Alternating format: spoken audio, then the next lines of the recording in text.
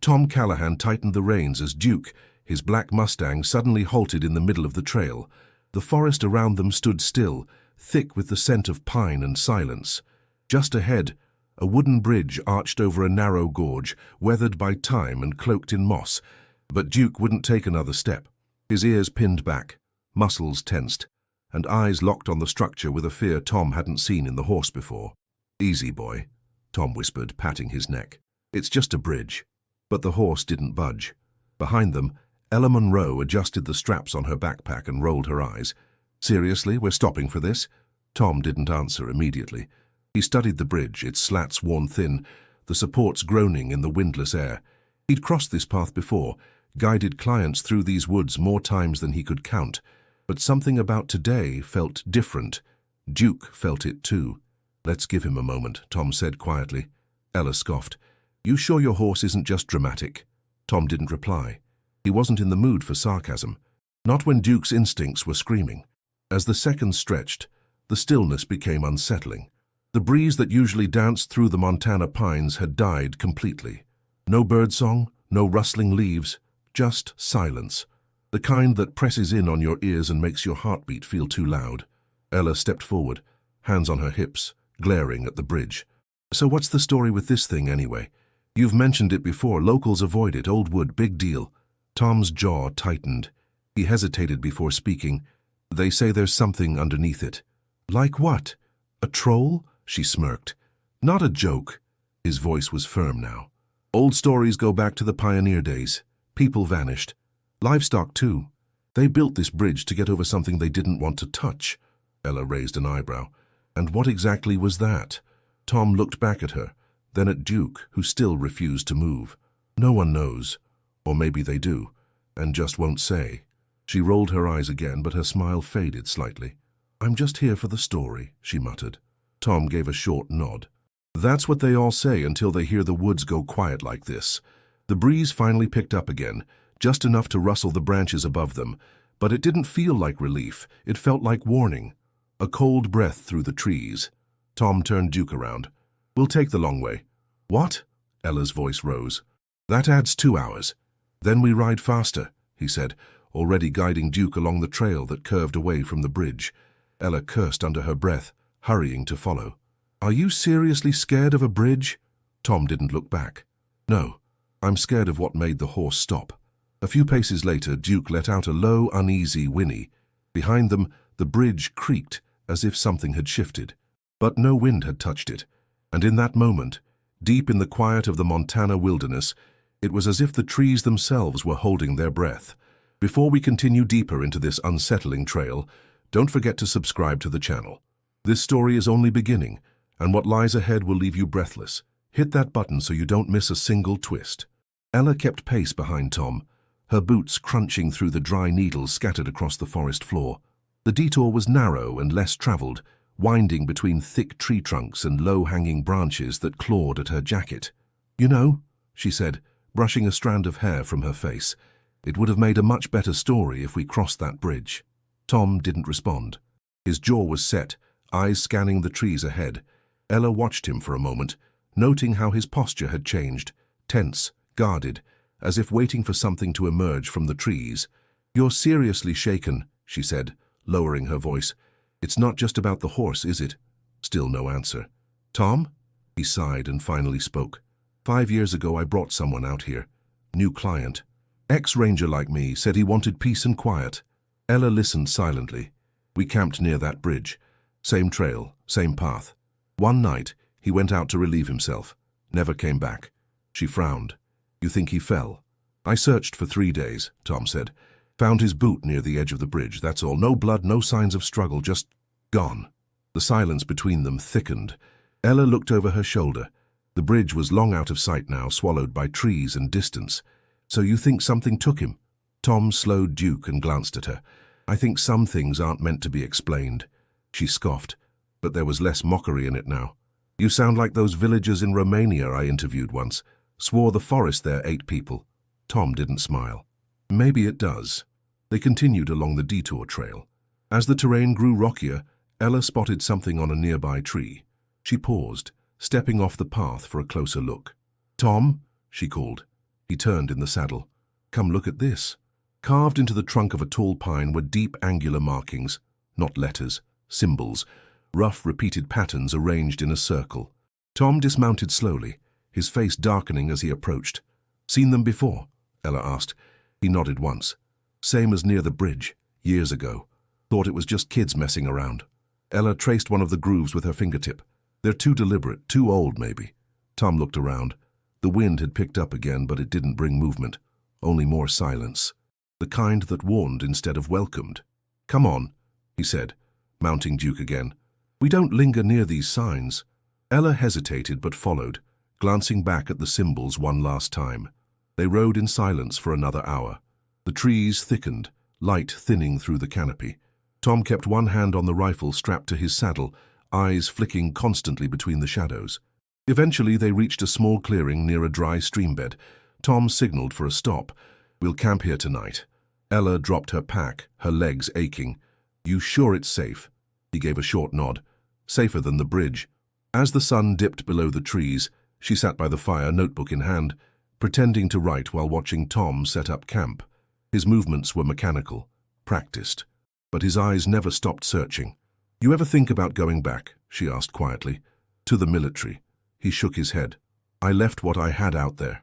Ella stared into the fire, its light dancing in her eyes. Then why come here?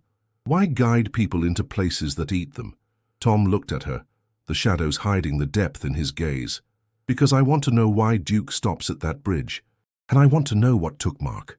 Ella didn't press further. Somewhere in the darkness beyond the firelight, a twig snapped. Tom stood immediately, eyes scanning the woods, but there was nothing. Just the wind, whispering through the trees, and the weight of old secrets pressing in from all sides. The fire crackled quietly, casting long flickers across the clearing. Ella leaned back against her backpack, arms folded, watching the sparks rise into the blackness above. The air had grown colder, heavy with a dampness that clung to her skin. Tom sat across from her, sharpening a small hunting knife on a worn whetstone. His gaze remained fixed on the edge of the blade, but his ears twitched at every sound beyond the ring of firelight. You always this jumpy? Ella asked. Tom didn't look up. Not usually. She pulled her jacket tighter. You think those symbols mean something? He paused. Yeah, I just don't know what. Ella hesitated before pulling something from her pocket. I found this by the trail earlier. Didn't want to say anything until now. She handed it to him. A silver locket, old and tarnished, with delicate etchings around its edges. Tom opened it carefully. Inside, a faded photograph of a family. 2 parents and a little girl stared back at him. Their smiles were still visible through the yellowed glass. Where'd you find it? Under a bush maybe 30 yards from where we saw the symbols. Tom turned the locket over. On the back, etched in fine script, was a single word. Dawson. He froze. Something wrong? Ella asked. Tom nodded slowly. That name's in the stories. The Dawson family. Disappeared back in the 1800s near this area. Locals used to say they were cursed. Ella leaned forward. You think this belonged to them? Could be a coincidence, Tom said, but his voice lacked conviction. That night, long after the fire had burned down to embers, Ella lay awake in her tent, staring at the fabric ceiling. The wind outside whistled through the trees, carrying with it a faint, high-pitched tone she couldn't quite place, almost like singing, almost like a child humming. She turned onto her side and closed her eyes tight, blaming her imagination. But sleep didn't come easy. When it did, it came with dreams. She was standing in the woods, fog swirling around her ankles. A small figure stood at the edge of the trees, just beyond the mist, motionless, watching. As she took a step forward, the figure turned and walked away, barefoot, hair loose, whispering something she couldn't understand. Wait, she called. The child stopped, looked back, and pointed toward the bridge. Then everything went black. Ella woke with a start, heart pounding, breath caught in her throat. Her skin was clammy with sweat, and her hands trembled as she unzipped the tent. The fire was out. The forest was still. Too still. She stepped into the darkness, trying to calm her breathing. Tom sat awake, back against a tree, rifle across his lap. You heard it too? He asked without turning. Ella hesitated. I had a dream. He nodded. Me too. She stared at him, unsure whether to feel comforted or terrified. Suddenly, A scratching noise came from the edge of the clearing, not loud, but persistent, like nails against bark. Tom stood silently, motioning for her to stay back. He crept toward the sound, rifle raised, eyes narrowed. But when he reached the edge of the light, there was nothing, only a bare patch of earth. No footprints, no animals, just a faint smell, something old, metallic, and earthy. He returned to the fire pit. Whatever it was, it's gone. Ella crouched beside him. You think it's tied to the locket? Tom looked at the silver piece resting on a rock near the fire. The air around it felt colder than the rest of the night. Maybe, he said softly, or maybe it just reminded something we're here. Neither of them slept the rest of the night. By morning, the tension hadn't lifted. The fire was cold ash, and the surrounding woods were still unnervingly quiet. Tom moved deliberately, packing their things with a sharpness that Ella hadn't seen before. Duke paced at the edge of the clearing, ears twitching at sounds only he could hear. I don't like it here, Ella said, tying her boots. The dream, the noises, it felt too real. Tom nodded. That's usually a sign you should listen. As they prepared to leave, a branch snapped somewhere nearby. Both froze. Tom grabbed the rifle and turned toward the sound. From the shadows, a figure stepped out. Thin, stooped, wrapped in layers of torn leather and wool. His beard was wild, hair streaked with ash and earth. His eyes, pale and sharp, locked onto them with unsettling clarity. Don't scream, the man rasped. Tom didn't lower the rifle. I'm not here to harm you, the man continued, hands raised. Name's Jonas Blackthorne. Ella glanced at Tom, then back at the stranger. You live out here? Jonas nodded slowly. Been in these woods longer than memory wants me to count. Saw your fire last night. Thought you'd find the locket. Tom's stance shifted. You know about that? Jonas gave a toothless grin. Ain't much out here that escapes my notice. He stepped forward and pointed to a fallen log. Mind if I sit? Tom said nothing, but Jonas sat anyway, groaning as he settled in. Tell me, Jonas said, did the shadows whisper yet? Ella's skin prickled. What do you mean? They always whisper before it starts. You're walking too close to the old scar. Tom crossed his arms. You mean the bridge? Jonas looked up at him, eyes narrowing. Bridge is just the lid. It's what's under it you need to fear. Ella took a cautious step forward. What's under it? A gate, Jonas said, built by hands desperate and bound by a promise they never should have made. Tom scoffed.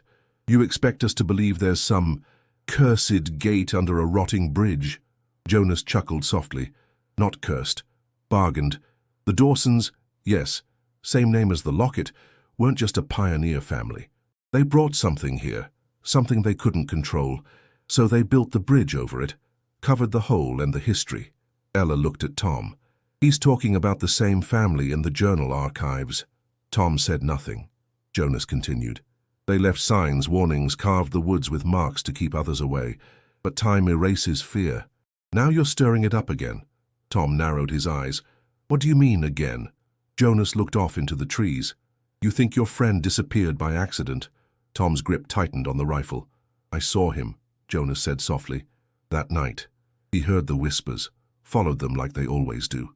The bridge opened, took him whole. Ella's voice dropped. You saw that happen? I watched from a ridge, Jonas nodded. Didn't dare go closer. Silence hung between them, thick as the mist beginning to roll in. Tom finally spoke. If what you're saying is true, why are you still here? Jonas looked up at him, tired and old. Someone's got to remember. Someone's got to keep folks from walking where they shouldn't. Ella glanced at the tree line. And if they do? Jonas didn't blink. Then something walks back. He stood slowly, bones creaking. Don't camp again. Keep moving. And if you hear it calling, don't answer. Without another word, Jonas turned and vanished into the woods as suddenly as he'd appeared, his steps soundless on the forest floor. Tom and Ella stood in stunned silence. What do we do? She asked. Tom looked toward the faint trail ahead. We keep going, but we stay alert.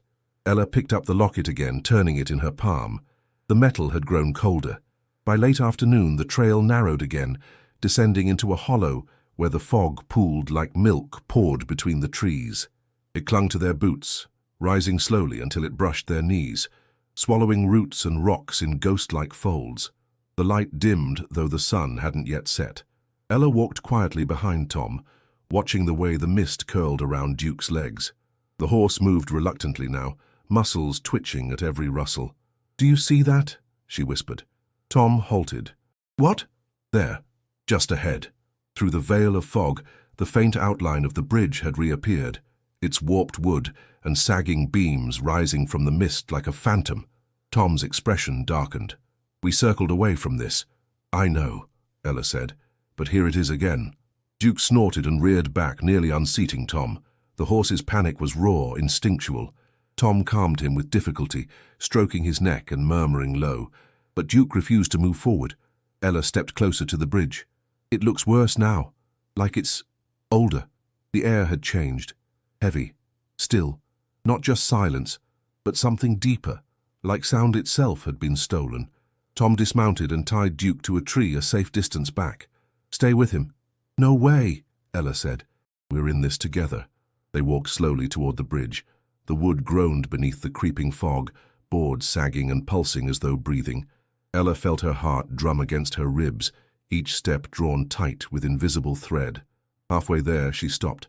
A faint voice drifted from beneath the bridge, a child's voice humming the same tune from her dream. She froze. "Tom," she whispered. He looked back, eyes narrowing. "I hear it." The humming grew louder. Not quite melody, not quite moan. It wrapped around them, pulling at something ancient inside their bones. Ella stepped forward. "Don't," Tom snapped. But her feet moved without her. Step by step she drifted toward the edge, eyes glassy, expression slack. The fog thickened around her ankles. Her fingers trembled as she reached toward the railing. Tom moved fast, grabbing her arm and yanking her back. She gasped, as though waking from deep water. What just happened?" "You were sleepwalking." "Awake." She looked back at the bridge. "It wanted me to cross." "I know," he said grimly. "That's how it starts." Tom pulled her away. They stumbled back toward Duke, who stomped anxiously. The fog was pressing tighter now, rolling in waves from under the bridge, not over it, as though it had a source beneath. Ella collapsed onto the grass, shaking. "That was not just in my head." "No," Tom agreed. "It was calling you." He stared back at the bridge. Its shape had shifted slightly, subtly. The arch sagged more. The boards looked wet. One of the ropes had snapped, now swinging gently as if tugged. "Something's changing," he said. "It's not just old, it's waking up." Ella hugged herself. "Jonas warned us." Tom didn't reply. His eyes were locked on the bridge, jaw tight. In the thick silence, a gust of wind came. Not from the forest, but from under the bridge. Cold and foul, it smelled of mold and iron, like something buried too long and finally breathing again. Duke neighed and stomped the ground. "We need to move," Tom said. "Fast." Ella stood, legs weak beneath her. "Where?" "Anywhere but here." As they turned to leave, the bridge gave a long, low creak, not from their weight, but from something shifting beneath it. The fog thinned only slightly as they moved away from the bridge, but the forest remained quiet, unnaturally so. Every step felt like it echoed. Even Duke's hooves barely made a sound on the damp earth. Tom led them off the main trail, eyes scanning the trees, instinct guiding him toward higher ground. His breath was tight in his chest, jaw clenched. Something had changed, something deep beneath the surface. "We need to know what's under it," he muttered. Ella looked over, pale and tense. "You want to go back?" "No," Tom said. "Not yet. But we need to understand what we're dealing with." They moved along a narrow game trail, brushing past thorny undergrowth. Ella stopped when she spotted something through the brush. "Wait, look!" A faint depression in the forest floor opened ahead of them, hidden by overgrowth. It looked like a path, narrow, steep, and old. The moss and dirt had settled around weathered stones, some cracked and crooked like they'd been laid centuries ago. Tom stepped closer, brushing aside the branches. Stairs. They descended into the earth, swallowed by shadows. The fog didn't reach this far down. The air grew colder, stiller. Ella whispered, "You think this was made by the Dawsons?" "I don't think they made it," Tom said. "I think they found it." They followed the steps, slowly. Boots crunching over dead leaves and crumbling stone. The path curved inward, carved into the slope of a hill. At the bottom, the earth opened into a ravine, shallow but wide, encircled by jagged stone walls like broken teeth. In the center, something jutted from the ground. A stone altar. It was worn smooth by time and covered in moss, But Ella could still see the same symbols carved into its surface, angular and looping, almost pulsing beneath the moss. Tom circled it slowly, fingers tracing the edges. "These markings are the same as the ones near the bridge," Ella said. Tom nodded. They weren't warnings. They were seals. A few paces beyond the altar, another structure stood half buried in soil and vines. A stone archway, its keystone split. Beneath it, a tunnel mouth opened into blackness. "No way that's natural," Ella said. "It's not," Tom replied. This was hidden. He walked to the archway and shone his flashlight into the darkness. The beam vanished a few feet in, swallowed by thick, unmoving air. Something about the entrance felt wrong, not threatening, but expectant. Ella stood behind him, heart hammering. "You're thinking of going in?" "I don't want to," Tom said, "but we need answers." He stepped inside. Ella followed, her hand brushing the locket in her pocket. It felt hot now, pulsing faintly against her skin. Inside, the tunnel walls were covered in more carvings, some faded, others deep and raw. Scenes emerged from the stone, figures kneeling before something towering and faceless, hands raised in offerings, fire, blood, a gate held shut with chains. "This isn't just old," Ella murmured. "It's a record." Tom's voice was low. "They didn't build a bridge to cross a gorge. They built it to seal this." Further in, they reached a small chamber, circular and domed. In the center sat a stone pedestal, and on it, a book, its cover cracked, its pages yellowed but intact. Tom picked it up carefully. The front read, "The Dawsons, Winter of 1871. He opened the journal. The first page was shaky handwriting. "If you find this, turn back. Do not wake it." The last line chilled them both. Tom looked at Ella, jaw tight. "We were never supposed to find this." She looked around at the chamber, at the gate and the carvings, and knew something here was waiting to be remembered. Tom flipped through the pages slowly, the brittle paper threatening to crumble with each turn. The handwriting varied, some entries scrawled in haste, others carefully written, as if composed during brief moments of calm. The name Samuel Dawson appeared repeatedly, usually signed at the end of each dated note. Ella leaned over his shoulder, eyes scanning the yellowed text. The journal read more like a confession than a record. December 14th, 1871. "The cold has become unbearable. Martha is coughing blood. We've lost 3 head of cattle. The snow has sealed the pass." December 17th. "I took the boy's hand today and walked him into the woods. He said he heard voices, promises in the wind. I did too. Maybe it's hunger. Maybe not." December 20th. "There is a stone mouth below the gorge. It opened when we lit the fire on the altar. It asked what we would give." Tom stopped reading. Ella's voice was barely audible. "They found the same chamber we're standing in." He nodded, slowly. "And something answered." More entries followed. Details of nightly rituals, strange weather shifts, and sudden recoveries from illness.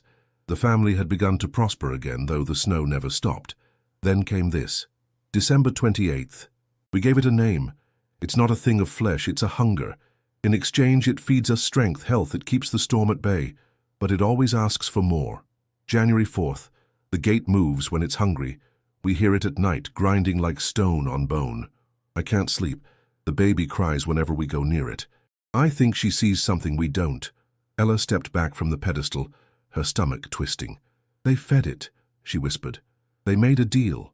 Tom closed the book, and they couldn't stop. At the edge of the chamber, more carvings caught Ella's eye.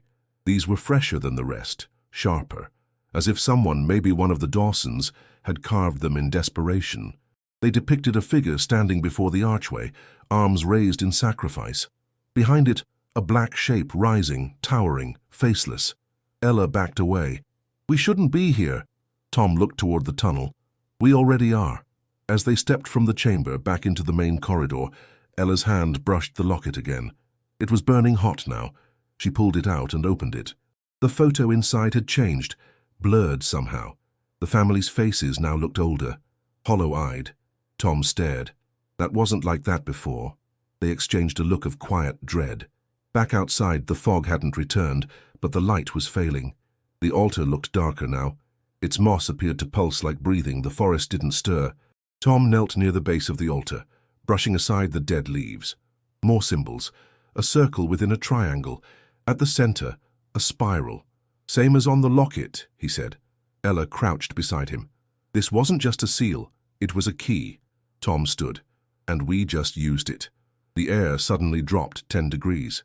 Ella shivered, her breath now visible in the fading light. "We need to get out of here," she said. But as they turned to climb back up the stone steps, a sound rose from the ravine, low and deep, like rock grinding against rock. Then a hiss, not from any animal, but something dry and long buried. Tom pulled Ella close. "Move. Now." They climbed fast, boots slipping on damp moss, lungs burning with panic. Behind them the noise grew louder, closer, and beneath it all one sound repeated. A whisper. A single word, impossible to identify, spoken by no voice they recognized, yet meant for them alone. They didn't stop running until they reached the crest of the hill, lungs burning, hands trembling. The woods stretched out behind them in silence, but that silence wasn't empty. It pressed in like a held breath. Tom dropped to one knee, scanning the trail behind them. Ella leaned against a tree, sweat cold on her brow despite the chill in the air. "It's not chasing us," she said. Tom shook his head. "It doesn't have to." Ella pulled out the journal, flipping back to the last few entries. She stopped on one dated January 11th, 1872. "The pact is sealed in blood and silence. We gave it what it asked for. It fed us the winter. We were saved, but now it stirs again. We tried to stop, we stopped the gifts, we prayed, but the gate cracked. We built the bridge above to hide it, to mark the ground. Anyone who feels the tremor, hears the wind sing, must not cross. That's the only way we could bind it again." Tom stood slowly. "They didn't seal it with magic. They sealed it with memory, fear, stories that made people stay away." "And we walked right over that," Ella said. "We brought no fear, we didn't believe." Tom's expression darkened. "We're too late for belief." Another entry, scrawled hastily, almost torn into the page, caught Ella's attention. "I heard my daughter's voice last night, but she's gone. We never buried her. It mimics. It remembers. We were wrong." She swallowed. "That whisper I heard in the chamber, it sounded like my sister." Tom looked over, startled. "She died 2 years ago," Ella said, "but for a second I thought it was her." Tom didn't answer. He was staring into the distance, his body tense. "It doesn't just feed. It hunts through grief." Ella closed the book and held it tight. "What do we do now?" Tom's jaw clenched. "We figure out what it wants, and we don't give it more than that." As they made their way back down the path, avoiding the ravine, a thin layer of frost had formed over the trail. Each step crunched. The trees looked skeletal now, stripped by sudden cold. The wind began to pick up, not through the branches, but low, rolling across the ground like breath from something massive. Ella stopped again. "Tom." He followed her gaze. At the base of a nearby tree was a smear of dark red, not fresh, not dry, stained into the bark like a memory. Tom approached carefully. Carved just above the blood was a circle and spiral, the same symbol from the altar. Beneath it, new etchings, initials, MC. He froze. Ella noticed. "You know that name." "Mark Callahan," he said quietly. "My brother." She stepped back, heart hammering. "The friend you lost at the bridge?" Tom nodded slowly. "He was more than a friend." He stared at the stain, the symbol, the carved initials like they were a tombstone. His hands trembled. "It left this for you," Ella whispered. "It knew we'd come back this way." He turned to her, face hardened. "Then it knows who I am." Another gust of wind swept over them, this time filled with sound, not voices, not words, but memory. A whisper of something deep and guttural, layered with grief and hunger. Tom gripped the rifle tight. "If it wants something, we make it ask." Ella opened the locket again. This time the photo was gone. In its place was a dark smudge. At the center, a single red spiral. They stood in silence, realizing the pact hadn't ended. It had only been paused. And now it was beginning again, reaching for new voices, new names, new bargains. The wind didn't stop after that. It followed them, persistent, low, circling like a predator just beyond the trees. Ella kept glancing behind, half expecting to see something moving, but nothing was ever there. Tom moved with grim purpose, eyes locked ahead. He knew what this was now. Not a story, not a legend. A cycle, and they were caught in it. They reached the camp they'd abandoned. but it no longer looked like they'd left it. The fire pit had been disturbed. Their bags moved. The locket, left behind by accident, sat on a rock, completely clean, glowing faintly with heat. Ella stared at it. "Did you clean it?" Tom shook his head. "Don't touch it again." Suddenly she staggered back. Her pupils dilated. Her breath caught. Tom rushed to her side. "Ella!" Her head tilted slightly, unnaturally. Her lips parted, but the voice that came out wasn't hers. "You remember the cold, don't you, Tom? The night he begged you not to leave." He stepped back. "Mark!" Ella's body convulsed, and then she fell to her knees, gasping. Her eyes cleared. What just happened?" Tom was pale. "It used you. Spoke through you." Ella gripped his arm. "I couldn't stop it. It knew your name. It showed me a face. I think it's trying to come through." Tom helped her to her feet, but before they could speak again, a rustle came from the trees. Then a voice. "Shouldn't have stayed here." Jonas stepped out from the shadows, older than before, face gaunt, eyes burning with knowing. "You found the book," he said flatly. Tom nodded.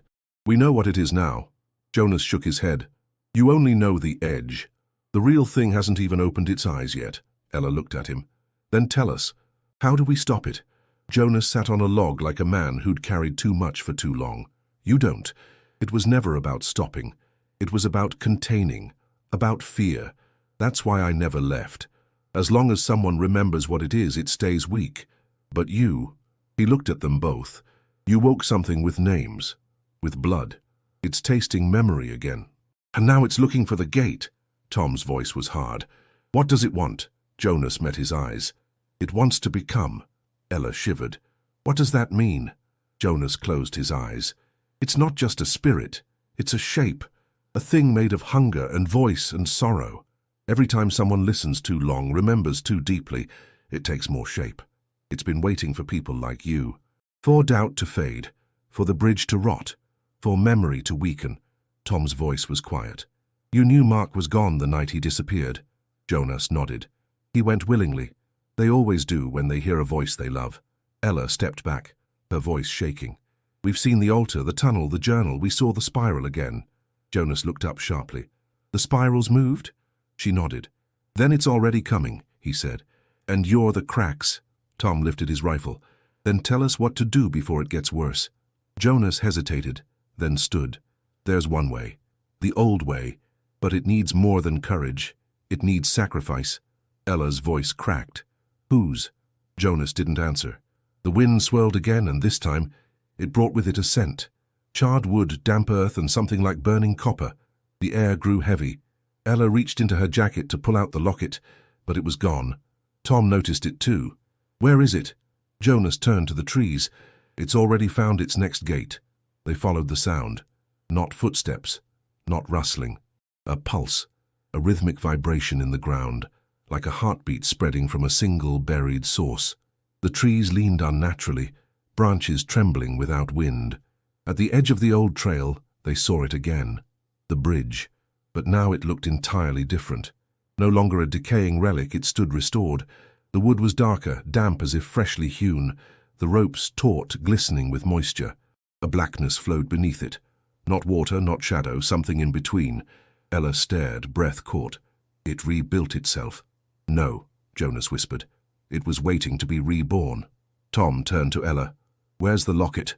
She shook her head, eyes wide. "It was in my coat. It vanished after we left the chamber." Duke, still tethered nearby, neighed sharply and reared. His hooves dug into the soil, pulling against the rope. "He doesn't want to stay," Tom said. "Neither do I," Ella whispered. From the far end of the bridge, a shape emerged, human at first glance. A woman. She walked slowly, barefoot, white dress torn and stained. Her face, blurry, shifting, looked like someone different with every step. Ella gasped. Don't say the name," Jonas snapped. "It's not her. It's never them." The figure smiled and raised one hand, beckoning. Tom stepped forward. "What does it want?" Jonas placed a hand on his shoulder. "You already know." Ella's eyes were fixed on the figure. Her hands shook. "She's calling me again," she whispered, "same as in the dream." The bridge groaned. From underneath, something moved. A mass pressed against the planks, swelling upward. The wood creaked under invisible weight. Jonas stepped forward and began chanting in a low voice, words from no language Ella knew.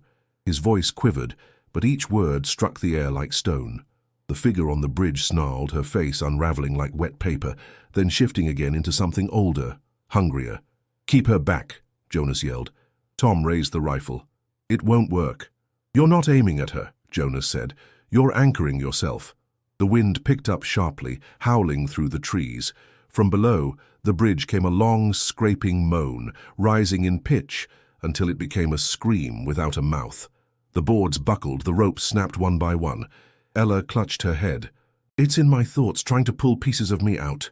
Jonas stepped closer to her, chanting louder, faster. "You must resist it. It can't take what you don't give." But Ella's body stiffened. Her eyes rolled back. She stepped forward. Tom grabbed her arm. "Ella, stay with me." She turned slowly, but her voice wasn't hers. "I remember the cold. I remember the gate. I remember the name you buried." Duke reared again, breaking free from his tether and fleeing into the woods. Jonas reached into his coat and pulled out a stone. Black, smooth, etched with spirals. He threw it at the base of the bridge. It exploded in a burst of light and ash.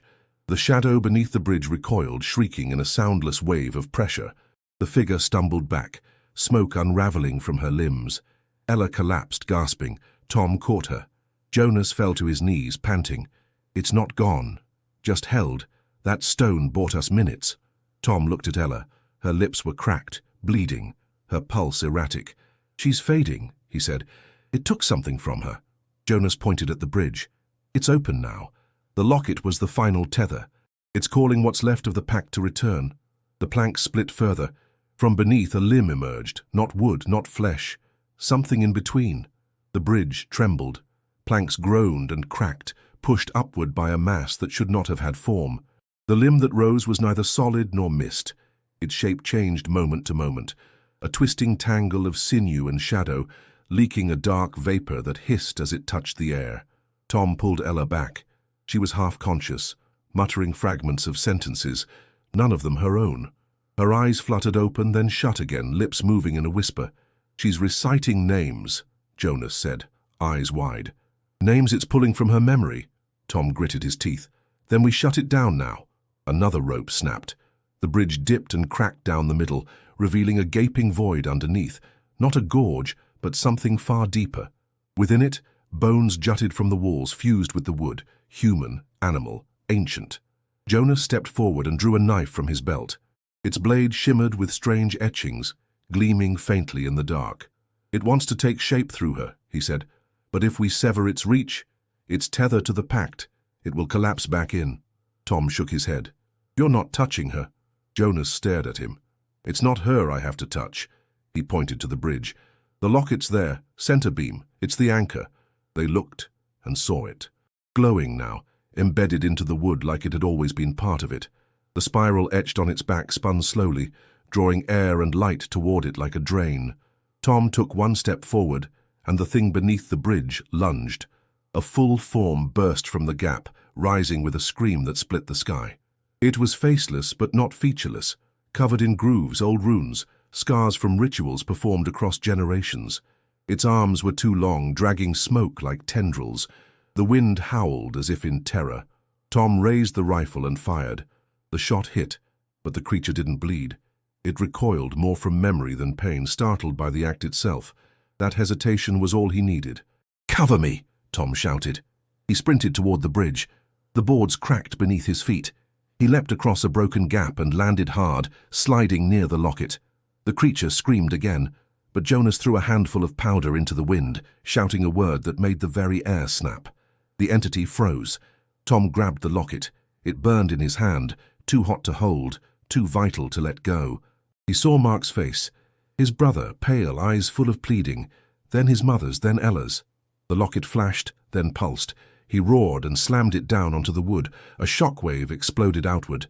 The creature wailed as the spiral flared red, then white, then black. Its limbs twisted violently, sucked back into the pit below. Its body broke into fragments, ash, smoke, memory, drawn into the spiral like water down a drain. The bridge cracked beneath Tom, and he jumped back, landing near the edge. Jonas caught his arm. The spiral in the wood spun faster, pulling planks, ropes, even soil from the banks. The bridge folded in on itself, and then silence. No wind, no creak, just the empty space where the bridge had been. Ella lay still, breathing shallow but steady. The marks on her skin faded. Her whispering stopped. Tom held her close. Jonas stood beside them, spent, eyes hollow. "It's gone," he said. "For now," Tom replied. The bridge was gone. All that remained was a raw scar in the earth, the edges crumbling into a pit that no longer breathed, no longer hissed. The fog had lifted, replaced by a strange stillness, as if the forest was trying to understand what had changed. Tom carried Ella back to the clearing, her weight light against his chest. Her breathing had steadied, but her eyes remained closed. Jonas followed, limping, clutching his side. His strength had waned. The chanting, the powder, the binding, each had taken something from him. They made camp one last time. By dawn, Ella stirred. Her eyes opened slowly, blinking against the weak light. She looked at Tom, confused, then remembered. "The bridge. It's gone," he said softly. She sat up slowly, face pale. "I thought I was dying." "You were," Jonas replied, "but it didn't want your body. Just your voice, your grief." She looked away. "It showed me things. Not just my sister. Other people. People I've never met." Tom sat beside her. "They were part of the pact. You were holding their names." Jonas dropped to the ground with a sigh. "The cycle's broken, but it will try again, somewhere else. It always does." Ella frowned. "So, we didn't destroy it?" Jonas gave a dry laugh. "You can't kill hunger. You just starve it. Delay it." Tom pulled something from his pack. The locket, blackened, melted in parts, but whole. He dug a small hole near the base of a pine tree, one untouched by rot, and placed the locket inside, covered it gently. Then he carved a mark into the bark above, 2 spirals crossed by a line. Ella watched silently. "A new warning," Tom nodded, "for whoever comes next." A few hours later, they made their way back toward the edge of the woods. The land felt changed, cleaner in places, warped in others. Some trees had shed bark, their trunks cracked and pale. Other patches bloomed with wildflowers, too vibrant for the season. As they neared the dirt road where Tom had parked his truck days earlier, a vehicle pulled up behind them. Sheriff Roy Denning stepped out, hat low over his brow. "Well, well," he said, surveying the group. "Didn't expect to see you all walking out together." Tom said nothing. The sheriff looked past him at the ridge. "Locals said the earth shook last night, saw smoke near the bridge trail, came to check it out." He squinted at Tom. "You find anything out there?" Tom nodded. "Old stories were true." Denning raised an eyebrow. "That's so." Tom held his gaze. "You should mark that trail, fence it. Keep people out." The sheriff grunted. "You think that'll matter?" Tom looked back at the tree line. "It might, for a while." Ella stepped forward. "There's a family name you should research, Dawson, and an old journal buried beneath the gorge." Denning frowned. "You folks get into something you shouldn't have?" "We got into something that was waiting," she said. The sheriff studied them a moment longer, then looked at Jonas. "You the hermit everyone talks about?" Jonas gave a lopsided grin. "One and the same." Denning sighed. "I've got paperwork to file that's not going to make sense." Tom walked past him toward the truck. "Welcome to the story." They loaded up in silence. As the truck rumbled to life, Tom glanced at the rearview mirror. Jonas stood at the edge of the woods watching. Then he turned and disappeared between the trees. Tom didn't follow with his eyes. He just drove. Weeks passed. Montana's wilderness returned to its rhythms, snow melting slowly into the mossy earth, birds reclaiming the silence. From a distance, nothing seemed changed. But for those who knew, those who'd seen, the land held its breath in a new way. Tom came back alone. He rode Duke through the high ridgelines, past the familiar bends of trail, through valleys where the air felt thinner. The bridge was gone, but something had stayed behind. He reached the place where it once stood. There was no sign of the pit, no wreckage, no locket buried beneath the tree. The pine where he'd carved the spiral had grown over the mark entirely. Fresh bark. Unblemished. Tom dismounted, walked to where the earth had cracked open weeks ago. Now there was only wild grass. Too green, too fast. He knelt, touched the soil. It was warm, not from sunlight, but from something within. The way a wound holds heat long after it closes. Duke whinnied. Tom turned.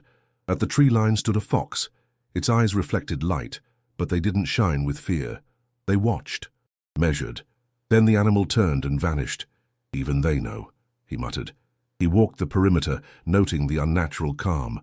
Birds chirped nearby, but not here. Insects buzzed at the edges, but didn't cross this patch of earth. The forest remembered, and it kept its distance.